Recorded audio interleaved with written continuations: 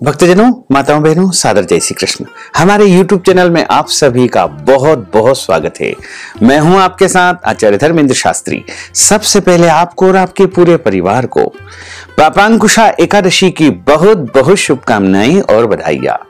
भगवान श्री हरि लक्ष्मी नारायण जी का भरपूर आशीर्वाद आप सभी के जीवन पर निरंतर बना रहे। आप सभी सुखी रहें, स्वस्थ रहें, व्यस्त रहें और मस्त रहें। आज हम आपको पापांकुशा एकादशी की संपूर्ण जानकारी इस वीडियो के माध्यम से प्रदान करने जा रहे हैं। एकादशी व्रत कब करना है तथा पारणा आपको कब करना है, शुभ मुहूर्त क्या रहेगा तथा व्रत की विधि क्या रहेगी, यह संपूर्ण जानकारी इस वीडियो के माध्यम से आपको प्रदान करेंगे। आप सभी से अनुरोध है कि इस ज्ञानवर्धक वीडियो को अंत तक देखिएगा और देखने के बाद अधिक से अधिक लोगों को शेयर भी कर दीजिएगा। आश्विन मास के शुक्ल पक्ष की एकादशी को पापांकुशा एकादशी के नाम से जाना जाता है और इस बार एकादशी तिथि का प्रारंभ 2 अक्टूबर 2025 गुरुवार की शाम को 7:11 से हो जाएगा, जो कि 3 अक्टूबर 2025 शुक्रवार की शाम को 6:34 पर एकादशी तिथि समाप्त हो जाएगी। सूर्योदय व्यापिनी शुद्ध हरिवासर एकादशी, जो कि इस बार श्रवण नक्षत्र से युक्त है, 3 अक्टूबर 2025 शुक्रवार के दिन ही रहेगी। एकादशी के दिन श्रवण नक्षत्र का आना अपने आप में बड़ा दुर्लभ संयोग है, इसलिए यह एकादशी सबसे विशेष एकादशी है। तो सभी भक्तजनों, माताओं, बहनों को, वैष्णव जनों को या जो भी जिस भी संप्रदाय को आप मानते हैं, उन सभी को एकादशी का व्रत केवल और केवल 3 अक्टूबर 2025 शुक्रवार के दिन ही रखना है। एवं इस एकादशी व्रत का पारणा का अर्थ होता है व्रत खोलने का दिन, जो कि 4 अक्टूबर 2025 शनिवार, इस दिन प्रदोष भी है। तो शनि प्रदोष का महासंयोग 4 अक्टूबर के दिन है। इस दिन पारणा का जो समय है वो सुबह 6:35 से लेकर के 8:35 के मध्य आपको पारणा कर लेना चाहिए। जो भक्तजन, माताएं, बहनें एकादशी का व्रत करते हैं, उनको एकादशी व्रत कथा ब्राह्मण देवता के मुख से ही सुनना चाहिए और कथा सुनने के बाद ब्राह्मण देवता को यथाशक्ति दक्षिणा भी प्रदान करना चाहिए, क्योंकि ब्रह्म वाक्य जनार्दन, जब आप ब्राह्मण देवता के श्री मुखारविंद से कथा का श्रवण करेंगे तो आपको भगवान श्री हरि नारायण के मुख से कथा सुनने का पुण्य प्राप्त होगा। तो यदि आप हमारे माध्यम से एकादशी व्रत कथा सुनना चाहते हैं तो हमारे चैनल पर हम आपके लिए एकादशी की कथा अवश्य ही प्रस्तुत करेंगे। उसको आप जरूर देखिएगा और अधिक से अधिक लोगों को शेयर भी कर दीजिएगा। अगले दिन कोई और व्रत हो तो आप एकादशी व्रत का पारणा फल, जल या फलाहारी वस्तु से भी कर सकते हैं। विष्णु एकादशी गीता तुलसी विप्र धेनवः असारे दुर्ग संसारे षटपदी मुक्तिदायिनी। भगवान श्री हरि विष्णु जी का पूजन करना, एकादशी का व्रत रखना, गीता जी का पाठ करना, तुलसी जी का पूजन एवं दर्शन करना, ब्राह्मण देवताओं की सेवा करना, उनको दान करना, उनको भोजन करवाना तथा गौ माता की रक्षा एवं सेवा करना, ये 6 कार्य इस कठिन संसार सागर को, भव सागर को पार करने हेतु मोक्षदायक बताए गए हैं। पूरे एक साल में 24 एकादशी आती है, लेकिन जिस साल अधिक मास या पुरुषोत्तम मास आता है उस साल कुल मिलाकर के 26 एकादशी आती है। प्रत्येक महीने में 2 बार एकादशी आती है, एक कृष्ण पक्ष में, एक शुक्ल पक्ष में। दोनों ही एकादशियों का भिन्न भिन्न महत्व हमारे धर्म ग्रंथों तथा पुराणों में बताया हुआ है। एकादशी का व्रत भगवान श्री हरि लक्ष्मी नारायण जी का परम प्रिय व्रत है और एकादशी का व्रत करने से मनुष्यों के करोड़ों जन्मों के पाप नष्ट हो जाते हैं और उनके पुण्यों का उदय होता है। जब मनुष्य के जन्म जन्मांतर के पाप नष्ट हो जाते हैं तभी उन्हें सांसारिक एवं भौतिक सुखों की प्राप्ति होती है। जो भक्तजन, माताएं, बहनें एकादशी का व्रत करते हैं, उनको अपने जीवन काल में कम से कम एक बार एकादशी व्रत का उद्यापन अवश्य करना चाहिए या करवाना चाहिए। आप चाहें तो देवालय में, शिवालय में, मंदिर में, आश्रम में, तीर्थ स्थल में एकादशी व्रत का उद्यापन करवा सकते हैं।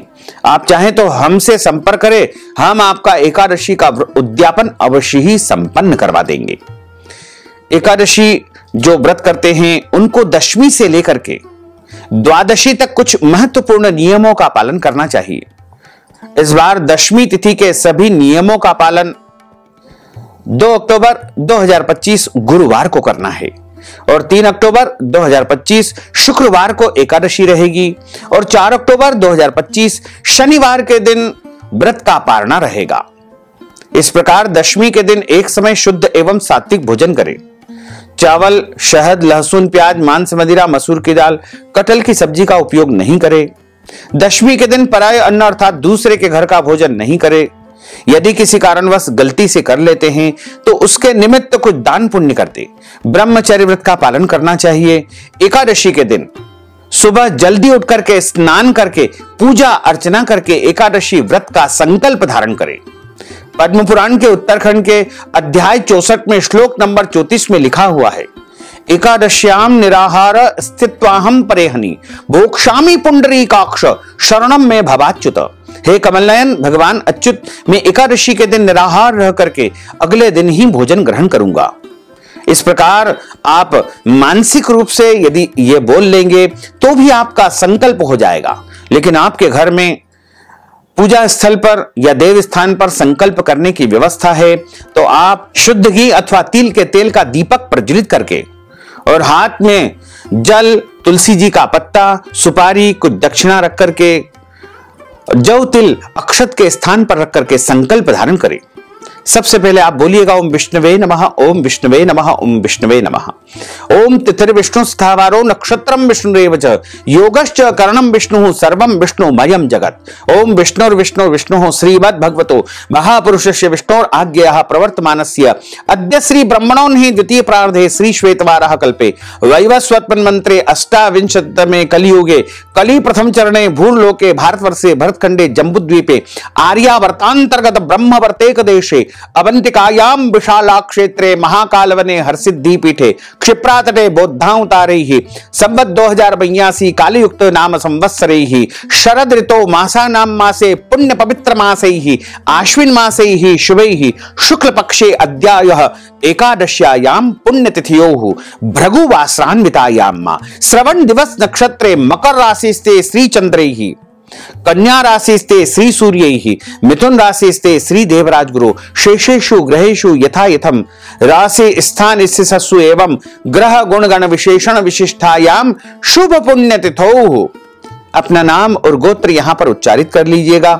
श्रुति स्मृति पुराणोक्त वैदोक्त फल प्राप्त्यर्थम संकल्पित कामनाओं संसिद्ध्यर्थम लोके सभायां राजद्वारे व्यापारे कृषि कार्य सेवा कार्य यश विजय लाभादि प्राप्त्यर्थम यह जन्मनि जन्मांतरे वा सकल दुरितोपशमनार्थम आदि देविक आदि भौतिक आध्यात्मिक त्रिविध तापोपशमनार्थम वात पित्त कफ जन दोष परिहारार्थम आदित्याद्यावाहित नवग्रह देवताः प्रसन्नार्थम अप्राप्त लक्ष्मी प्राप्त्यर्थम प्राप्त लक्ष्म्योश्च चिरकाल संरक्षणार्थम सकल मनिच्छित कामनाओं संसिद्ध्यर्थम लोके सभायां राजद्वारे सर्वत्र यश विजय लाभादि प्राप्त्यर्थम अद्य दिवसे भगवते श्री लक्ष्मी नारायण देवता प्रीत्यर्थंच एकादश्यायां व्रत कर्माहम करिष्ये। इस प्रकार आपका संकल्प हो जाएगा।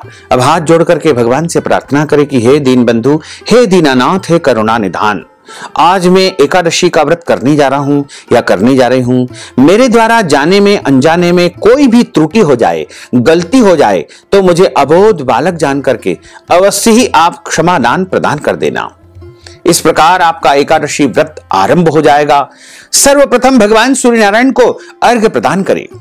सूर्य भगवान को अर्घ्य अवश्य प्रदान करना चाहिए। माता पिता को प्रणाम करें, तुलसी जी का पूजन करें, गौ माता का पूजन करें और गौ माता को आप भोजन करवाएं। संभव हो तो फलाहारी भोजन करवाएं। तुलसी जी में जल अर्पण करें। किसी भी मनुष्य को एकादशी के दिन अन्न नहीं खाना चाहिए।